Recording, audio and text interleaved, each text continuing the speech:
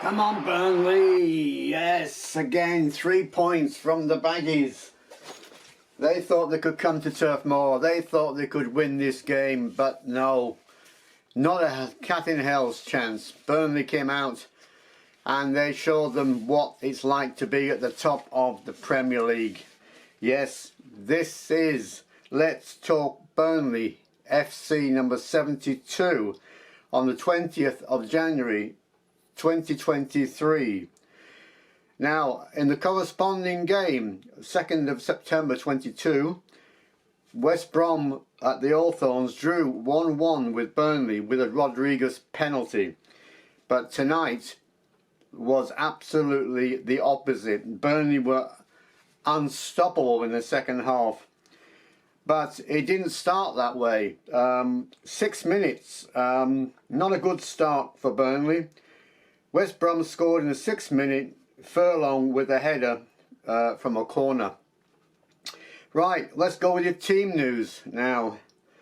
Muric, Roberts, Bayer, Taylor, Mattison, Bastian, Cullen, Teller, Zaori, Brownhill and Barnes. And your substitutes were Rodriguez, Twine, fantastic free kick, Farrell, Benson, Vintinho, Churchilov, and the new signing defender Al-Dakhil. He didn't actually get on the pitch, but he was on the substitutes bench. Now, Burnley were playing a 4-3-3 and West Brom were playing a 4-2-3-1. Right. The first half, Burnley were trying to score, get their goal back, but it didn't happen. So we had to go into the second half. Now, the second half, was it a penalty? Nathan Teller was brought down in the penalty area, but the referee said he dived. But having looked back at the video, I think he actually clipped his own foot on the floor. Right. Now, Ashley Barnes had a good chance. He smashed it against the woodwork. Right, that was half time. The second half, substitute, J. Rod and Benson replaces Ashley Barnes and Bastian.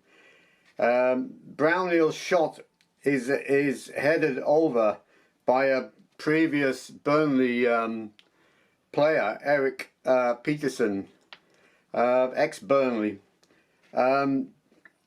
Then Teller scored in the 75th minute. What a fantastic goal that was from Teller. He drove into the penalty area and he actually hit it straight in the corner. Fantastic. Assisted by Zaori. Then we have the substitute. Scott Twine comes on, replaces Teller. And then we have the goal, the free kick. What a responsibility for Scott Twine, having not played that many times, but to stand up and take a free kick and hit it right in the top corner. Absolutely fantastic. And that was the end of the game. There was a bit of argy-bargy in the game as well. But the stats, right, Burnley's 69% possession, 17 shots, 2 on target. That surprised me.